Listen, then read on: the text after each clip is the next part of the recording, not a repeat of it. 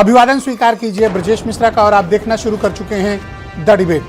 बहनों भाइयों, प्रधानमंत्री नरेंद्र मोदी ने देश की जनता से आग्रह किया है, नसीहत दी है और उन्हें सलाह भी दी है कि लोग पश्चिम एशिया के इस युद्ध के चलते देश में जो आर्थिक और एनर्जी का संकट है, लोग पेट्रोल का इस्तेमाल कम करें, विदेशी मुद्रा बचाएं, देश से बाहर न जाएं, यहीं शादी करें और वर्क फ्रॉम होम करें और 1 साल तक सोना ना खरीदें। प्रधानमंत्री की ये चेतावनी है या ये उन्होंने देश की जनता को आगाह किया है? और ऐसी क्या अचानक स्थिति आ गई जिसके कारण देश के प्रधानमंत्री को कोरोना की विपत्ति काल जैसा उदाहरण प्रस्तुत करना पड़ा कि ये देश के लोग संकट के लिए तैयार रहें? आज चर्चा इसी विषय की। बहनों भाइयों, 5 राज्यों का चुनाव संपन्न होते ही देश के प्रधानमंत्री नरेंद्र मोदी ने हैदराबाद की एक सभा में देश की जनता को स्तब्ध कर देने वाला आग्रह भी किया, नसीहत भी दी और साथ में चेतावनी भी दी। प्रधानमंत्री ने कहा कि पश्चिम एशिया में चल रहे युद्ध, जिसका मसला ईरान युद्ध से जुड़ा हुआ है, उसके कारण देश भर में अभूतपूर्व संकट है एनर्जी का। प्रधानमंत्री ने आग्रह किया है देश की जनता से, नसीहत भी दी है और चेतावनी भी दी है कि हमारे पास तेल के कोई बड़े बड़े कुएं का तेल नहीं है, ना हमारे पास तेल के कोई बड़े बड़े कुएं हैं, हमारे पास तेल बाहर से आता है।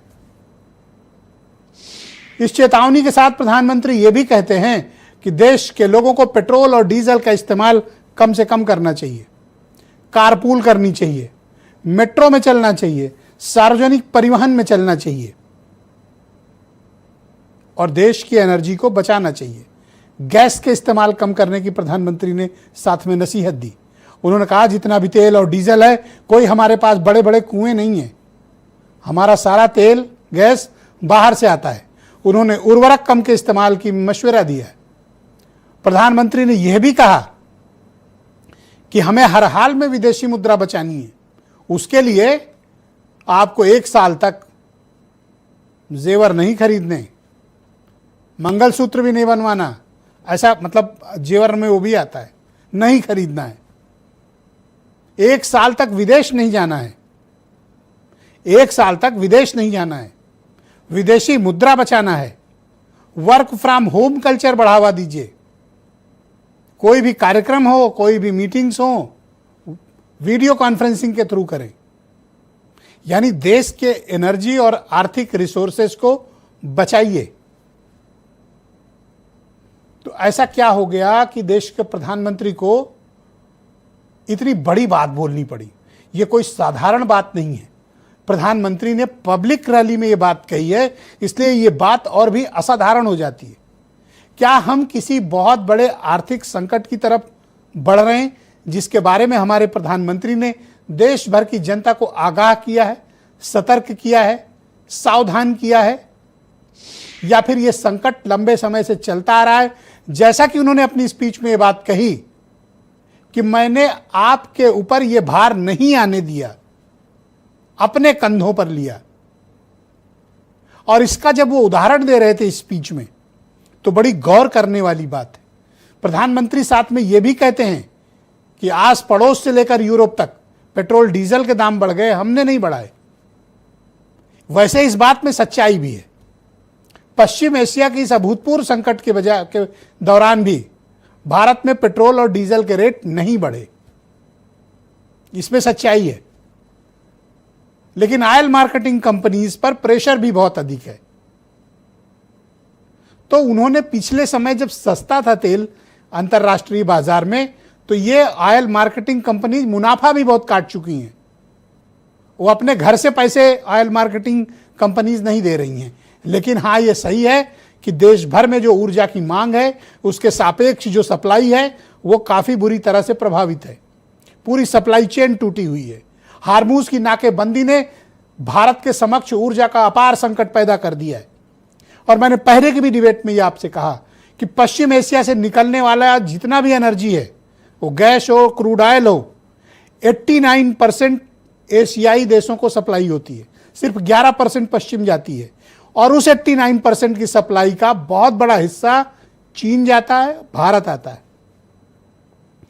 तो इस हार्मूज की नाकेबंदी और ईरान की वार का सर्वाधिक प्रभावित देशों में से एक भारत है। जिसकी स्वीकारोक्ति प्रधानमंत्री ने कर ली। तो अब इसका विकल्प क्या है? क्या हमारे समक्ष कोई रोड मैप है, या भारत को इस ईरान वार में इंटरवीन करना चाहिए, ईरान से दो टूक बात करना चाहिए? वैसे 14 और 15 मई को ब्रिक्स के सम्मेलन में शामिल होने ईरान के विदेश मंत्री भारत आ रहे हैं। भारत को उनसे दो टूक बात करनी ही चाहिए। आखिर ये देश ऊर्जा का संकट कब तक झेलेगा? और अब तो कह दिया गया सोना भी ना खरीदो। आज काफी ज्वेलर्स नाराज हैं, कितनी बड़े बड़े गहने की दुकानें सजाए बैठे हैं। पीएम ने अपील कर दी, अब तो धंधा डाउन हो जाएगा। बात सही भी है उनकी। तो अब इसका विकल्प क्या है? क्या भारत के पास पश्चिम एशिया के संकट से निपटने का कोई सॉलिड प्लान है, या हम इस तरह की कटौतियां करके आने वाले वक्त का इंतजार करें कि कब ईरान और अमेरिका में संधि होगी, कब हार्मूज खुलेगा और कब हमारी सप्लाई चेन फाइनल होगी? तो आज हम चर्चा इसी विषय की करने वाले हैं। आप कुछ स्टेटमेंट सुने, फिर आज की डिबेट। साथियों, भारत के पास बड़े बड़े तेल के कुएं नहीं है। पेट्रोल डीजल का संयम से इस्तेमाल करना, शहरों में जहां मेट्रो है वहां हम तय करें कि हम मेट्रो का ही उपयोग करेंगे। अगर कार में ही जाना जरूरी है तो फिर कार पूल करने का प्रयास करें।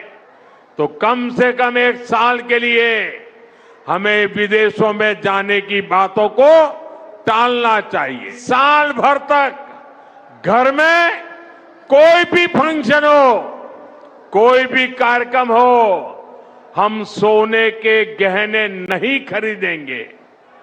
हम फर्टिलाइजर का उपयोग कम करके विदेशी मुद्रा भी बचा सकते हैं और साथ साथ अपने खेत को बचा सकते हैं।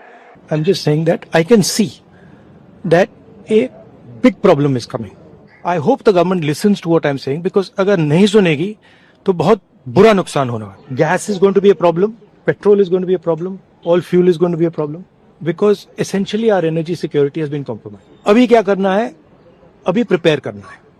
अभी आपके पास थोड़ा सा टाइम है, तो सरकार को, प्रधानमंत्री को एकदम प्रिपरेशन शुरू कर देनी चाहिए, क्योंकि अगर प्रिपरेशन नहीं की तो फिर करोड़ों लोगों का जबरदस्त नुकसान है। 5 राज्यों का चुनाव जब तक हो रहा था तब तक आपका बोझ उठा लिया उन्होंने। ये सारा ज्ञान चुनाव भर याद नहीं आया मोदी जी को। तब कह रहे थे कोई कमी नहीं है, पूरा भंडार भरा हुआ है, कोई समस्या नहीं है। लेकिन जैसे ही 5 राज्यों के चुनाव खत्म हुए, नरेंद्र मोदी जी के कंधे झुक गए। तो बहनों भाइयों, आज की इस परिचर्चा को आगे बढ़ाते हैं। मेरे साथ हीरो वाजपेयी उत्तर प्रदेश में भारतीय जनता पार्टी के प्रवक्ता हैं, आलोक शर्मा मेरे साथ